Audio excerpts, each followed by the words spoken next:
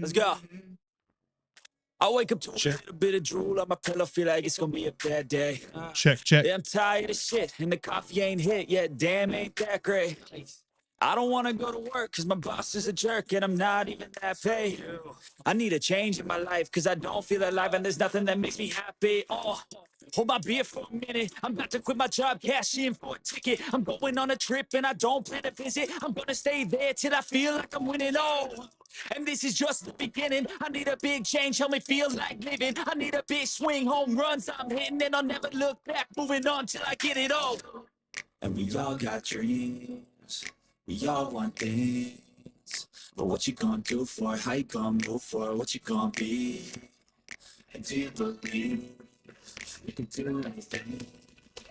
But what you gonna do for it? How you gonna move for it? What you gonna be?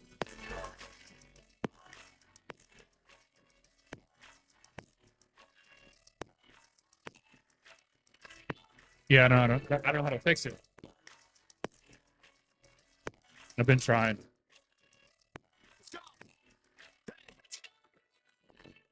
Yeah, this is my life, my strife, my right to fight to Shay's got the old one. and this is my fun. game to play to claim a brand new confused. name. I'll figure it out though. I got it. You. Yeah. I'm a bit nervous that I might screw everything up. Thanks, bro. But what's the point of living if you ain't having fun? I guess I'll try this, try that, might miss, gotta find what I'm good at. Yeah, it sounds fun. I get it. I'm scared, where am I at?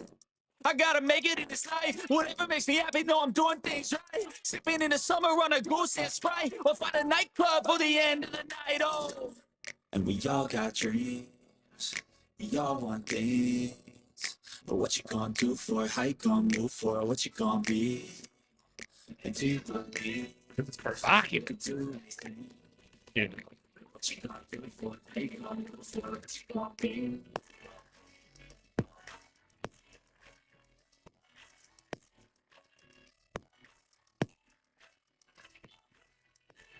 See that Titans 1-8? They suck. See that Saints 2-8? See the Packers drop from first to third place? Oh, good Lord.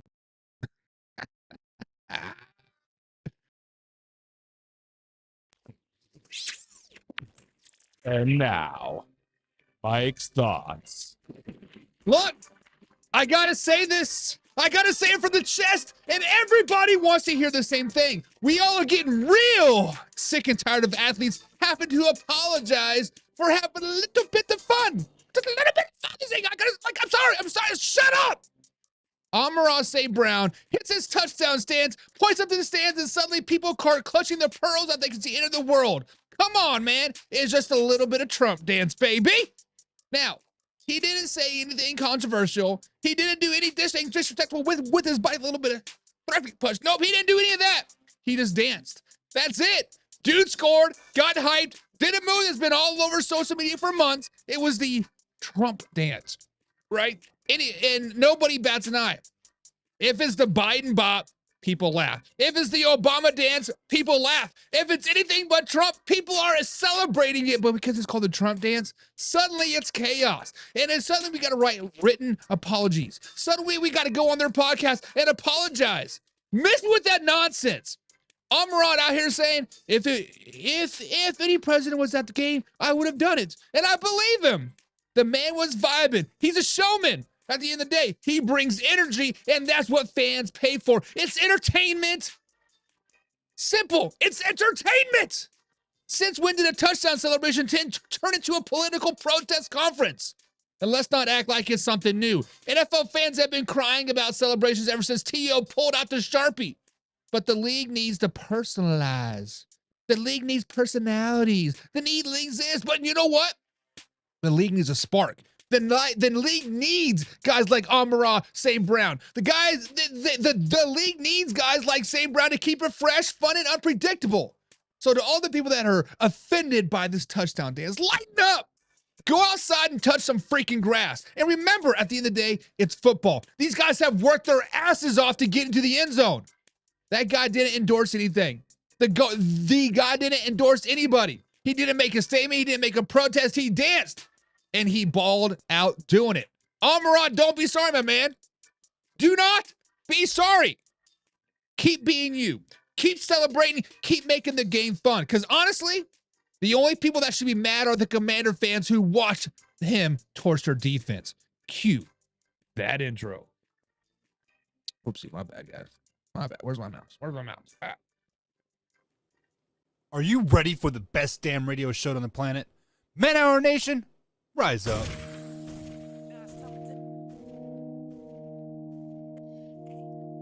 You don't want to be every time, no. I would like to personally welcome you to Man Hour After Dark. Say that while I bring you the host, Mike, Buck, and Cone. You know who comes to the stage. Sports talk than what you about to hear right here. I second that. Go. You know that that's us when we talking about sports. Giving you facts on the field to the core. Tune in, we need the support. 1 hour too short, then listen some more. On all your stations, not dropping no music. Starts like Adidas, but Nike just do it. Down 4 in the 4th, we go for the win. Michael 2 seconds, we taking it in. Buck, Mike, and Combs, you know what's going on. Man, now we're After Dark, no LA, we the big spark. No 4th and inches won't cut short. Got the best talking, it's all sports. Buzzing more than buzz beaters. We coming live all through your speakers. Go. We go for the win. Michael 2 seconds, we taking it in. Buck, Mike, and What is up, Man Hour Nation? Welcome to Man Hour NFL Talk, guys. Your go-to spot for live, raw, uncut NFL talk. Before we jump into today's action, guys, head over to manhourradio.com. That's where you can find all the exclusive merchandise, check out the fresh blogs, and everything that's happening with the Man Hour show. So, guys, if you're rocking the Man Hour, that is a spot to do it. Guys, make sure you hit the like button, hit the share button, and remember to subscribe as well so you never miss a live interactive show. That is the easiest way to stay plugged into us. But if you want the full Man Hour experience, hey, come and pick Sam Plenty, guys. There's our members-only community where you get free entry into the weekly NFL pick'ems, giveaways, exclusive merchandise, and of course, only bonus live streams that our Picks and Pundits get. So if you want that next level access, guys, join the squad today. And remember, this is a live interactive show. So drop your thoughts, your opinions, and your hot takes down below because I want to hear from you. I want to hear from you, Mr. Blue Montez. What is up, man? Blue Montez watching over here on the YouTube Shorts side of things. So, guys, if you want to be like Blue Montez, hit the comments. Hit the comments down there and talk your shit. Man, my camera's all loosey-goosey today. I tried to do a little something different, but bada bing, bada boom. It is what it is. But, guys, we got an exciting show for you lined up today. But without further ado, guys, let's jump right into it. And let's talk about the real MVP. Let's talk about the MVP himself. Stop it, baby. Can we please stop with this Drake Maye MVP hype? Can we please stop with the New England Patriots Super Bowl champions? Can we please put some respect on the rest of the NFL? Because quite frankly, guys, the New England Patriots are overhyped. They're overrated. And quite frankly, Drake Maye is just not that good. And before we jump into today's guys' show, I got to get a little something off my chest before this Thursday night matchup between the New England Patriots and the New York Football Jets. I am so sick and tired of this Drake Maye MVP talk. I am sick and tired of it. Yes, the Patriots have been winning games. Yes, they're technically in the playoff mix. But if we're being honest, this whole Drake Maye MVP narrative is nothing but smoke and mirrors. It's nothing but smoke and hype. It's all about overreacting to them playing some bad-ass teams. Guys, let's start with the facts when you start talking about Drake Maye MVP. Yes, he has been fine. Yes, he does put out average numbers. He has not been great. He has not been elite. He has just been strictly just fine. Now, he is completing 71.7% of his passes and has a 19-5 touchdown to interception ratio. He is on pace for 4,300 yards, right? It sounds solid. It sounds great. But the people out here are conveniently forgetting to mention Drake Maye hasn't thrown for 300 yards yet in a single game this season. Drake Maye has yet to play a real complete football game. Drake Maye has been playing bottom of the barrel teams, and he's still not producing 300-yard games. Not once so far this season. And matter of fact, guys, he's been sacked 35 times so far this season. 35 times, which tells me he's either holding on the ball for way too long or he's struggling to read pressure. And on the ground, he does have 250 yards rushing, but that's nothing special. This is supposed to be an MVP level dual threat quarterback. Come on. This is not even MVP level production. This is not even middle of the road production. Yes, he has been consistent, sure, but he has not been special. Matter of fact, the New England Patriots as a whole have not been special. Now look, their schedule, let's talk about their schedule. Because look who is Drake Maye and the New England Patriots have actually beaten. Yes, they did take down the Buffalo Bills. A highly overhyped Buffalo Bills team. Let's be flat out honest. Everybody and their dogs, 17-0, 17-0, 17-0. Truth be told, the Buffalo Bills need to get punched in the mouth. They're a middle of the AFC team. And the Buccaneers. Yes, the Buccaneers on paper sound great, but right now they're dealing with a lot of injuries, baby.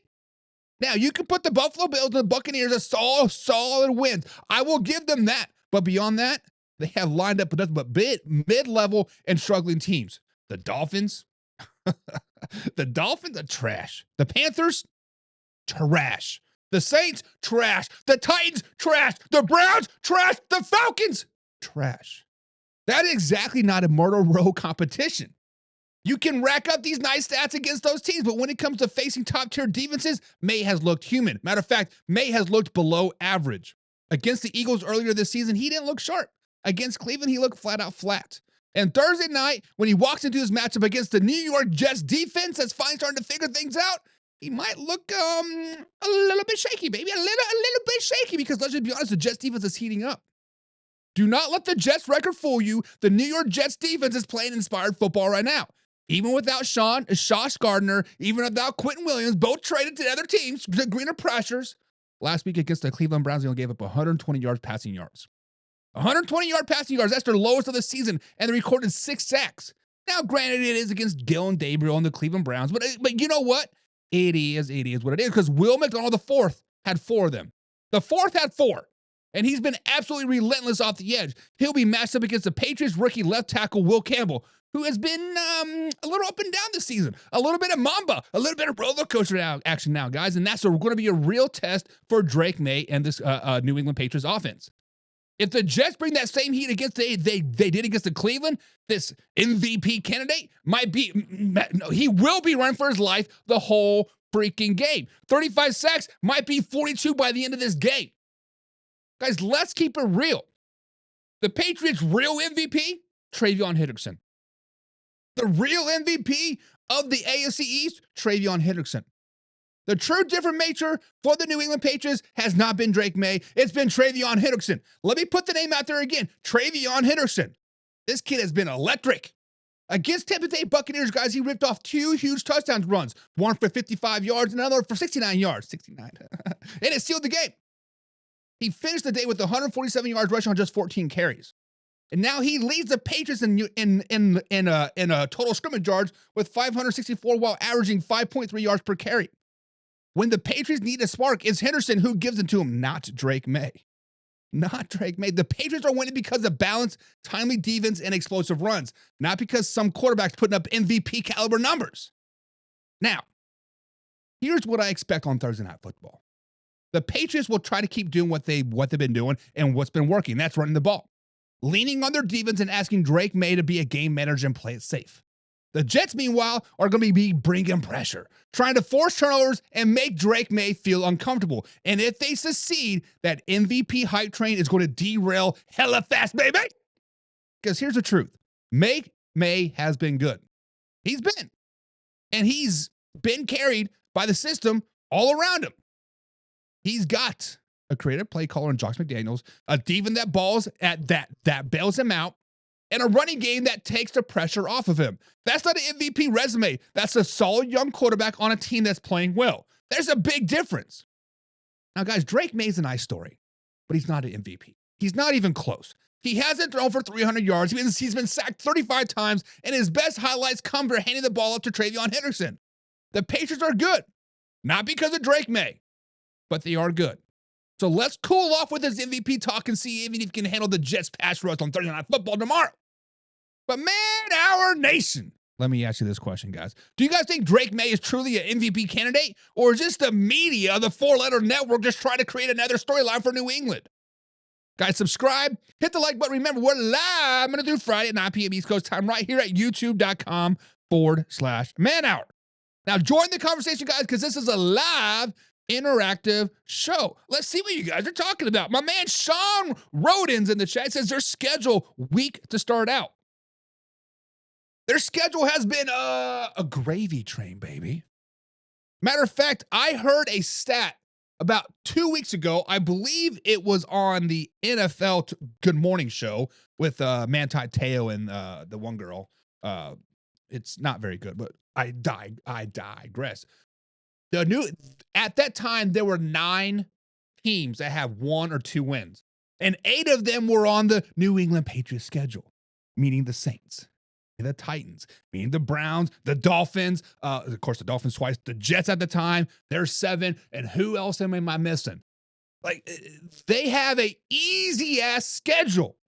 Now, don't get it twisted. They don't make their schedule. They play who is in front of them. I get all those narratives. I get it. I understand. I comprehend what you guys are saying. But at the end of the day, baby, y'all need to slow it freaking down. Because, for one, you're in the AFC East. Jets suck. Dolphins suck. And the Buffalo Bills are mediocre, Alpha Rob. Somebody put that Amber Alert out for Alpha Rob. He's still MIA. I figured after the Kansas City Chiefs win, he'll be here. Or yeah, fuck. Now, I get it. Drake Maye's a feel-good story. Second-year quarterback, new head coach, new system, whatever. Yeah, but slow it down, baby. Let the man breathe a little bit.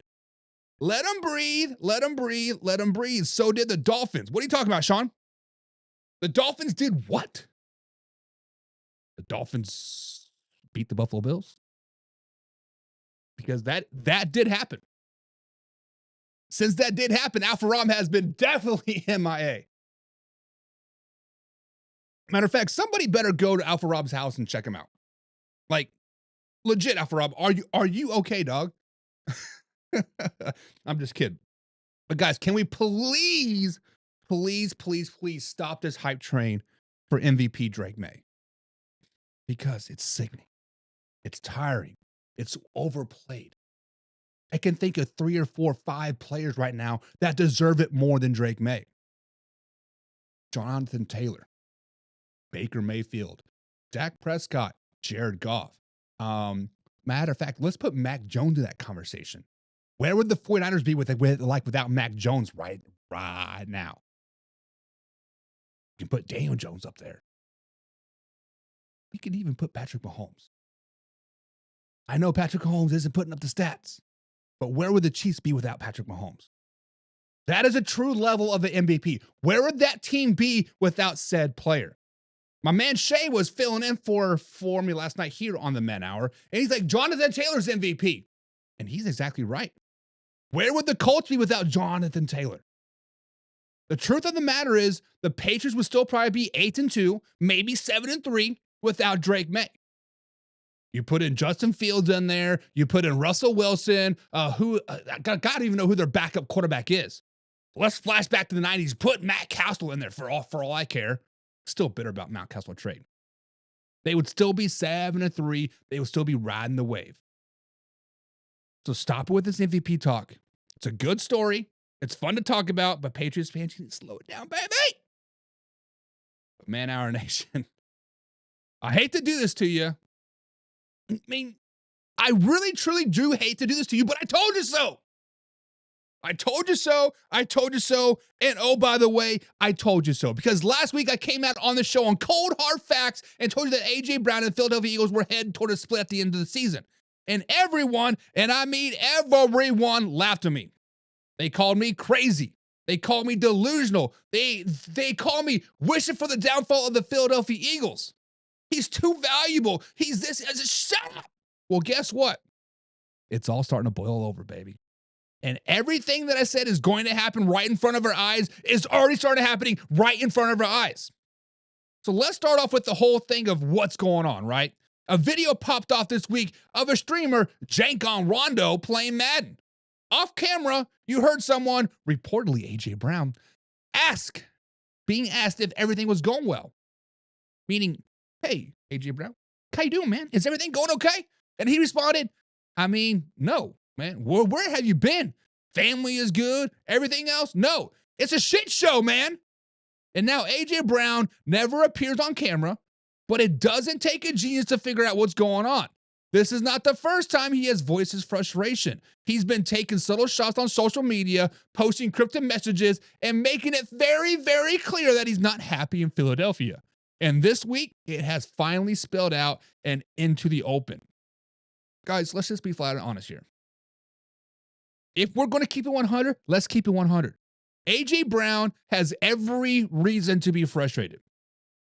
He does. He has every reason to be frustrated. This guy who came into the season as one of the top receivers in the NFL, but through 8 games, he's seen with 31 catches, 408 yards, and 3 touchdowns. He's on pace for 867 yards. That is great for a average wide receiver. That is great for a sub-tier wide receiver, but this marks his lowest mark since his rookie season. Guys, A.J. Brown is an habitual 1,000-yard receiver, not 800. And then on Monday's ugly ass win over the Green Bay Packers. Sorry, Jay, your Packers do suck. 10-7 win over the Packers. He was only targeted 3 times. He got thrown to 3 times, 2 catches, 13 yards. That is it. A player of his caliber, a top 5 wide receiver when he's locked in, that's unacceptable. And it's not the first time this offense has gone cold when not getting him the ball. You can't call him that. You can't tell me that a receiver like A.J. Brown suddenly becomes an afterthought in an offense by accident. Something deeper is going on here. There's some baby mama drama. Something's going on. And head coach Nick Sirianni was asked about all this. And of course, he's going to give the PC company answer. He is going to give the politically correct answer. He's not going to rock any boats, but he said it is not a distraction. He said it's business as usual. Come on, Nick. Nobody's fucking buying that. When your star receiver's out here calling a situation a shit show and publicly airing frustration, that's not business as usual. That is a problem. That is a big problem. And here's where I told you guys is coming from. This has been building for months. Matter of fact, it's been building since last season. Last season, he was on the sideline blow up between A.J. Brown and even Jalen Hurts. This year, the offense has shifted. They've gone more conservative. They're leaning on Devontae Smith, and Brown's targets have plummeted. You can feel the tension every week. And even when Nick Sirianni sounds fed up, he's saying he's close to being done answering these questions. That's not a man in control. That's a man trying to hold on the locker room together. That is a man trying to smooth over the situation. That is a man that knows the writing is on the wall and he can't hide it anymore. Guys, the simple truth is this. Buckle up, open your ears. A.J. Brown and the Philadelphia Eagles are heading for a breakup. When your star receiver, who is frustrated, not getting the ball, and making noise publicly, it's only a matter of time. The Eagles can say all they want about how valuable he is. They can say all he wants about we're not trading him. He can say all he wants about he's the Philadelphia Eagle for life. But value only matters when both sides are happy. You don't come out here and call situations you don't come out here and call your situation a mess unless you already checked out mentally. Let's just be flat and honest. Now, I know Howie Roseman said A.J. Brown is too valuable to trade. But guess what? That same line team always used before they move on. We've heard it with Devontae Adams. We've heard it with Tyreek Hill. We've heard it with T.O. We've heard it with Jerry Rice. And we'll hear it again when the situation blows up after the season because it's coming. The blow up is coming. You don't pass this kind of tension mid-season. You just ride it out. Finish the year and quietly find a trade partner in the offseason. Let's not sugarcoat this, guys. The Eagles are 7-2. This offense doesn't look right. They've been struggling to find rhythm. They are not explosive as they used to be, and now their best receiver is publicly unhappy. You can talk about winning cures everything, right, Buck? But when your star feels disrespected and frozen out of the game plan, it pisses him off. That separates the whole entire room. This isn't a locker room issue anymore. This is a relationship issue. And once the trust is broken between a player and a coaching staff, it rarely, matter of fact, it never gets fixed. Guys, this A.J. Brown situation is exactly what I told you it would be. It's boiling over, and the cold hard facts from last week are going to repeat it again. The A.J. Brown and the Eagles are done. They're separated. The signs are all there. The lack of targets, the sideline frustration, the public comments, and now head coach trying to downplay everything. I hate to say it, but I told you so. So all you people that are laughing at me, all the people like, oh, Buck, you're full of shit. You're just hoping for the downfall. Shut up! Because you know I was right. I hate to say it, but I'll tell you again. I told you so. I told you so. And oh, by the way, I told you so. But Man Hour Nation, let me ask you this question. Because at the end of the day, this is my opinions, and I want to hear your opinion, guys. Do you think the Eagles and A.J. Browns can fix this before the season ends? Or is this relationship officially over? Guys, subscribe, hit the like button. Remember, we're live Monday through Friday at 9 p.m. East Coast time right here at youtube.com/manhour. But, can we talk a little bit about the New York Football Giants? Can we talk about the biggest mess, the biggest disaster in the entire NFL? The New York Football Giants? Guys, this team went from quietly flying under the radar to potentially making a playoff team to like, oh my God, they suck, to like, okay, what is going on?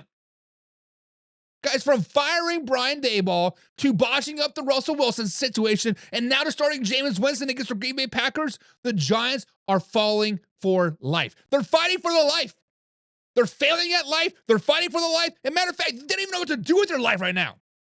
I said it before and I'll say it again. This franchise is lost. Matter of fact, I say it again. The franchise is lost. Guys, let's start with what's happening right now. Interim head coach Mike Kravik, am I saying that name right? Announced that Jameis Wilson will start Sunday if rookie Jackson Dark isn't cleared concussion protocol. Now think about how wild this is. Just think about it. Just a few months ago, Russell Wilson was named starter without competition. He took all the first team reps in camps. He was supposed to be the stabilizing position, and now he's third string quarterback. He's the emergency quarterback. He's not even practicing. They didn't trade him before the trade deadline. They didn't release him. They just buried him on the depth chart. That's not leadership. That's just pure chaos at the end of the day. You could have got something out of the man. And this isn't a quarterback issue. This is an organizational meltdown. Now, let's talk about Jackson Dart, because this situation is a little bit serious, right? This kid is being elevated for concussion. For another concussion. And he's been evaluated for 4 concussions so far this season. Now, he hasn't gotten 4 concussions, but he's been being evaluated for 4 concussions so far this season, including the preseason. 4! That's just not bad luck anymore. This is a health crisis. This is a protect your boy at the end of the day. He took another big hit against Chicago, and even though he tried to come back in, you could tell he wasn't right. He eventually left the game and was ruled out. And here's the scary part. He's only 22 years old. He's young. He's already showing signs of physically toll that's coming up from being being behind this terrible offensive line. You have to protect your investments, and honestly, sitting Jack and Dart this week might be the right call. Matter of fact, sitting him for the rest of the season might even be a better call. But the fact that it has come to this, that your rookie quarterback can't stay upright, says everything how poorly this roster has been built. Now let's address the obvious elephant in the room, Russell Wilson. What a freaking disaster. The Giants signed him to a 1-year, $10.5 million deal and handed him starting job without a competition. 3 games later, benched. Get out of town. He's been sitting behind rookie and now behind Jameis Winston. In a few chances, he has done nothing. 4 of 9 passing, 53 yards, 3 sacks, and no touchdowns. That's it last week. This guy who's supposed to be a leader, a veteran stabilizer, instead an expensive clipboard holder at the end of the day. And here's the part that drives me crazy. The Giants shoulda, coulda, woulda traded him. There were teams out there that shoulda, coulda, woulda used him. There are people out there that were calling about him just that they shoulda, coulda, woulda, right? You knew he wasn't a part of the future. You knew the coaching staff had moved on, and you knew the fans didn't like him, but they didn't do it. They didn't do nothing. They didn't even take phone calls about him. That is what dysfunction looks like. That's what poor coaching looks like. That's what poor general management looks like. And so here we are. The New York Football Giants turn into Jameis Winston, a guy who's been sitting 3rd string on the depth chart all season long. To be fair, Winston has made most of these moments in the past. He's actually won his first start in each of his 2 games, or first 2 teams that he played with. 5 touchdowns with the Saints and 3 with the Browns. He's been a good teammate by all accounts. Even their intern head coach says he'll do a great job. I have all the confidence in the world in Jameis. And look, I'll give Jameis Winston credit. You got to give credit where credit is due. He has been a pro's pro. Ever since moving on from the Tampa Bay Buccaneers, he has been a mature young man. He's been mentoring Jackson Dart, staying late after practice, helping the young receivers, and being the voice of calm in the storm of nonsense. This is not about Jameis Winston, the player. It's about the decision represents. The Giants are throwing darts at a wall, hoping one sticks. Throwing the spaghetti at the wall, hoping something sticks. Throwing the noodles at the wall, hopefully something sticks. Let's just call it what it is, guys. The New York Giants are failing at life. They fired a head coach midseason, which is totally wrong. They had 3 quarterbacks and no real plan for any of them. The rookie starter is hurt again. Their supposed veteran leadership has been demoted, and now their intern head coach is scrubbing just to make it through week by week. This team has no identity, has no direction, and it has, most importantly, no accountability. And it's just not this season. This has been years of bad decisions that's finally catching up to them. Draft mistakes, coaching carousel, poor leadership from top down. Now they're heading into a game against Green Bay Packers defense that ranks top 5 in the NFL. And they've been doing it with the 3rd string quarterback who hasn't played nearly almost all year. That's not a game plan. This is simply a prayer. Jameis Winston's been praying to the gods, oh, hopefully I don't get 15 sacks this game. The Giants started Jameis Winston is the perfect symbol of where the franchise is. Lost, desperate, and spinning in circles. From firing Brian Daboll to burying Russell Wilson to risking health to Jackson Dart, this team doesn't know what it's doing. Winston might give them a little bit of smart, but make no mistake, the season's already gone. They're playing for a top draft pick at the end of the day. But man, our nation, people in chat, pigskin pundits, do you think Jameis Winston can save the Giants season or just the latest chapter in the long list of bad decisions in New York? Guys, subscribe, hit the like button, and remember, we are live Monday through Friday, 9 p.m. East Coast time right here at youtube.com/manhour. Now, hit the like button, hit the share button, of course. Share with a couple friends. But Travis Hunter. Guys, man, our nation, we need to talk about the Jacksonville Jaguars and the rookie Travis Hunter. And I'm going to keep it real simple. Travis Hunter hurt his knee during practice in both ways. Travis Hunter went under the knife today. from practicing both ways. He has a torn LCL. And I'm going to keep it simple. I'm going to keep it to the point and flat out honest. Travis Hunter does not need to be a two-way player. He does not need to be a two-way player. For the Jacksonville Jaguars fans, Travis Hunter does not need to be a two-way player.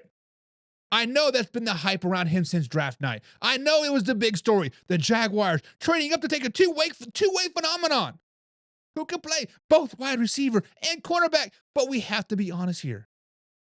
He wasn't jumping off the paper on either side of the ball. He could be great on one side of the ball, just not both. Guys, the hype versus reality here. The hype of a two-way player versus the reality of a two-way player. Let's rewind a little bit.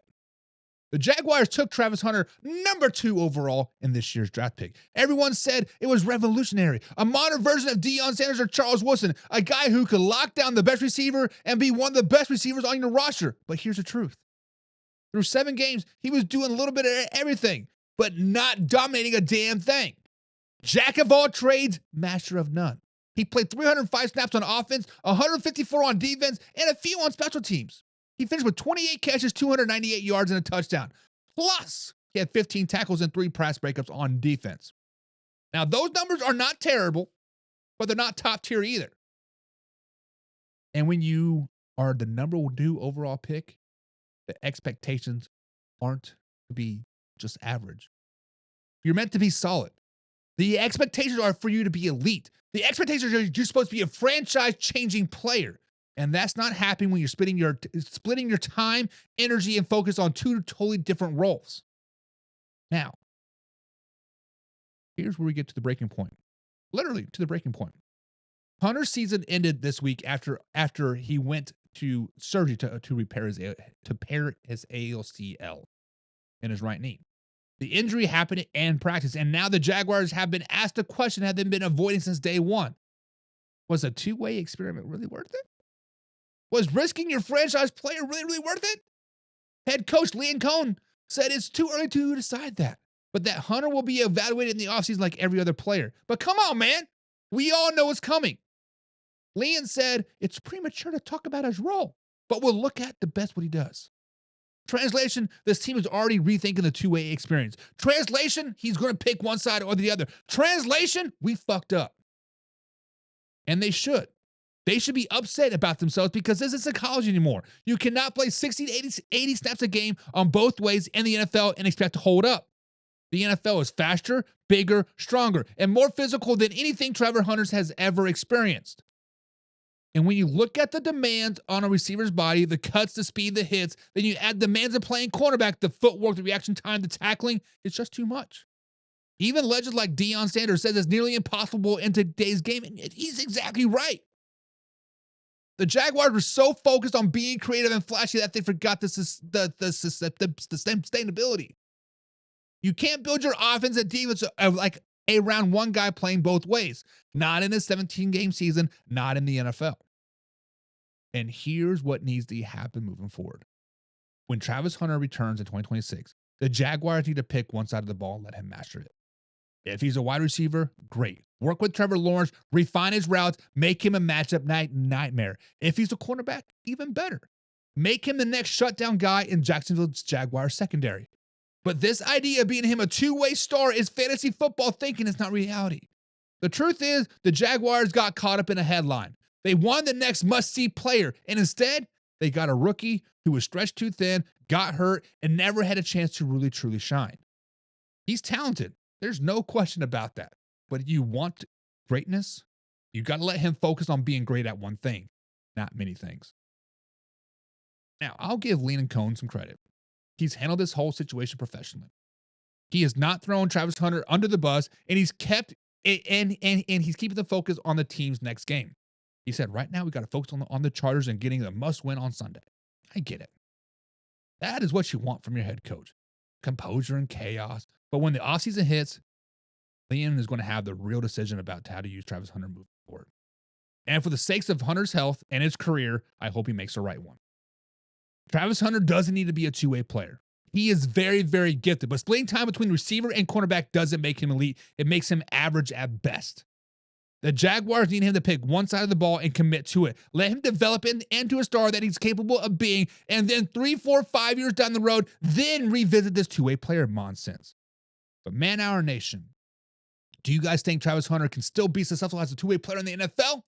Or should the Jaguars make him focus on one position only for the rest of his career? Guys, subscribe, hit the like button. Remember, we're live Monday through Friday at 9 p.m. East Coast time right here at youtube.com/manhour. Now, if you be most inclined, sit back and enjoy, because it is time for none of that. It's time for some cold, hard facts, baby. Get some music going, but get some music going, bucket boy. As you guys know, we are transitioning over from the streaming desktop over to the laptop. I'm missing a few things. The music a little bit wonky. But you know what, guys? It's time for some cold, hard facts. If you have not seen this segment before, guys, this is how it works. I'm going to lay it down. Some straight facts, homie. No fluff, no sugarcoating, just keeping it real, undeniable truth about what's going on in the NFL world. When we talk about those cold, hard facts, we're cutting through the noise and getting through what's true, what's happening, what's for real. No room for the debate here, because these guys are going to take the thing. So, guys, buckle up, because we about to drop some knowledge.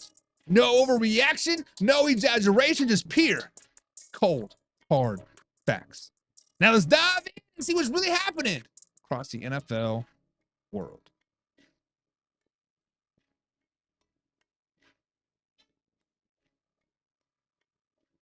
Bum, bum, bum, bum, bum. All right, guys, so the first hold card fact of the day, and this one's going to sting for the Buffalo Bills fan nation, Bills Mafia, just a little bit. Guys, the cold hard fact is simple. The Bills should have traded for Chris Olave. They should have traded for him. And because they didn't, they had simply handed away the AFC East title to the New England Patriots. Guys, let's face it. Josh Allen is doing everything he can, but he can't throw it and catch it too. This offense is one-dimensional, predictable, and lacking a true playmaker who can flip a game on one route. Losing Stephon Diggs a couple years ago was a massive hole. And then the front office tried to convince us that everyone could patch it. We got them up with role players. We'll do a bit of Keenan Coleman. We'll do a little bit of James Cook. We'll do a little bit of this. Stop it. That is not a playoff formula. That is not. Matter of fact, you can't even win the AFC East doing what you're doing right now. Chris Olave was the move, period. He was everything this offense needed. Elite separation, smooth route running, and consistent hands. Something that the Buffalo Bills do not have. He was a weapon who makes your quarterback's job easier and forces defense to respect every inch of the field. Imagine this. Close your eyes, Bills Mafia. Imagine Josh Allen dropping back, reading the defense, knowing that Olave is going to be open on 3rd and long. That changes the entire identity of this team. It gives Josh Allen a go-to guy when the blitz is coming, when the pocket collapses and everything is on the line. Without that presence, Josh Allen is forced into hero ball. He's pressing. Right now he is pressing it. He's taking risks. And when that happens, turnovers happen. And when that happens, Josh Allen is not an MVP quarterback. The front office played it safe before the trade deadline. And truth be told, guys, it is going to cost them. The Bills are built to win now, not next year, the year after that, the year after that. Every missed opportunity chips away at this window. You don't waste prime years of Josh Allen by sitting on your hands while they're young. Explosive receiver like Chris Olave was cleared attainable. Other teams made moves to elevate. Buffalo Bills made excuses. And when the dust settled, that pass they didn't throw to Chris Olave, that trade they didn't make, they'll be on the one that defines the entire season. The one that divides a potential playoff miss. Guys, the cold hard fact is simple. The Buffalo Bills should have made this trade. The Buffalo Bills need a receiver. The Buffalo Bills lost the AFC East because they did not make this trade for Chris Olave. But Man Hour Nation, here's a question for you. Do you guys think that the Bills front office failed Josh Allen by not making the move for Chris Olave? Or do you still believe this roster can overcome that mistakes down the stretch and make a push for February? Subscribe, hit the like button, guys. Remember, we're live Monday through Friday at 9 p.m. East Coast time right here at youtube.com. This is Cold Hard Facts Wednesday. And the next Cold Hard Fact, guys, Man Hour Nation, buckle up for this one. Because we just sit there and dog the New York Giants for a good 10, 15 minutes. We just sat there and just dog everything about the New York Football Giants. But the Cold Hard Fact is this, guys. This is the Cold Hard Fact of the day that's going to make everybody excited. the New York Football Giants should hire John Gruden right now. That is it. The Giants should hire John Gruden. And if they don't, they will stay stuck in the same misery cycle they've been trapped in for the last 10, 15 years. Guys, let's call it what it is. The Giants are soft. They have no identity, no swagger, no accountability. This team's playing like it just be happy to be on the field. They don't. Yes, Jackson Dart is the potential future. Cam Scabato is the future. Looks like a swift Army Knights out there. And the defense, Swiss cheese, right? The defense is just not very good. They got all the names, just not very good, baby. It flashes, but it's never consistent. And the Giants used to stand for something. Toughness, grit, blue-collar football. But now they're just another team trying to figure it out. You don't fix that with another nice guy coach or players coach or this coach. You fix it with John Gruden, baby. Chucky. John Gruden brings identity, detail, and accountability. 3 things that the locker room needs is starting for. Say what you want about the past, but on the football field, John Gruden knows how to build a successful team. John Gruden knows how to build an offense. John Gruden knows how to develop quarterbacks and set a tone. He doesn't tolerate laziness or excuses, and that's exactly what this is exactly what New York needs. Not just the team, the city of New York needs John Gruden. John Gruden will walk into that locker room, look every player in the eye, and make it clear you either buy in or you're gone. That's the kind of presence that changes everything. He's also one of the best offensive-minded still available. He's not even coaching. You give him Cam, you give him Malik Neighbors, you give him Jackson Dart, a young quarterback to mold, that offense will become his purpose in the right direction again. Matter of fact, this offense becomes the best offense in the NFC East. Guys, the Giants have spent the last few years playing it safe, trying to please everyone instead of winning football games. It's time to stop worrying about the optics and start worrying about every result. John Gruden wins football games. He builds culture. He brings energy back into the building. Guys, if New York keeps chasing safe hires, that's exactly what they are. The bottom of the division, bottom tier team, and year after year a top 10 pick. Watching other teams pass him by, Gruden gives them a voice, a leader, and a real shot of turning things around. Guys, here's a question for you, Man Hour Nation. Would you hire John Gruden finally to bring back fire to New York Giants? Or is this franchise just too afraid to make that kind of bold step? Subscribe, hit the like button, and remember we're live Monday through Friday at 9 p.m. East Coast time right here at youtube.com. As it is Cold Hard Facts Wednesday. Guys, the cold hard fact is simple. Mike Vrabel will win Coach of the Year. Guys, that's the cold hard fact. Mike Vrabel will win Coach of the Year. Yes, I said it. And as much as I've been dogging the New England Patriots, they've been playing for this all season long. The truth is, Vrabel is doing a masterclass job of what he's got. Let's rewind it a little bit. When the season started, no one had the New England Patriots doing anything. Everyone wrote them off. They said Vrabel was walking into a rebuild, the roster was bare, and this team would be lucky to win 5 games. And yet, here we are. They're competing. They're winning football games. Matter of fact, they're first in the AFC. They're playing physical football, disciplined football, the old school football way, the Vrabel way. That's coaching, that's leadership, and damn it, that's freaking culture. The man walked into a situation where most coaches would have folded. Young quarterback, average skill players, patchwork offensive line, and he turned it into a winning formula. Guys, this is the second cold hard fact for you. Mike Vrabel's making Drake Maye look elite. We're talking about the second-year quarterback who most analysts said would be struggling behind this offensive line, would be struggling with his offense, would be struggling with his receivers. But under Mike Vrabel, Drake Maye looks confident, composed, and quite frankly, a little bit ahead of schedule. Vrabel has built the perfect environment for Drake Maye. A simplified offense, a dominant running game, and a defense that keeps the games close. He's not asking Drake Maye to be Superman. He's asking to be smart, effective, and clutch. And it's working, a.k.a. game manager. That's what great coaching looks like. It hides your weaknesses, maximizes your strengths, and gets everyone believing that they can win any given Sunday. Now, let's just be real. Coach of the Year usually goes to whoever shocks people the most. Last year was Dan Campbell's culture change. The year before that, it was Brian Daboll reviving the Giants. This year, it's going to be Mike Vrabel. Because what he's doing in New England isn't just surprising, it's flat out impressive. He's winning with mid-level talent, he's developing his quarterback on the fly, and he's rebuilding one of the most disciplined defenses in the league from the ground up.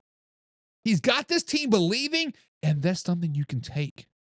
You cannot fake believing. You cannot fake the culture change. You cannot fake what the New England Patriots are doing right now. So here's my question for you, Man Hour Nation. Is Mike Vrabel officially the best coach in the AFC, the best coach in the NFL right now? Or do you still think there's someone else that deserves coach of the year? Because from where I'm sitting at, Mike Vrabel has earned it. Mike Vrabel has been the man, the myth, the legend. Mike Vrabel deserves everything that he has coming to him. And that is coach of the year.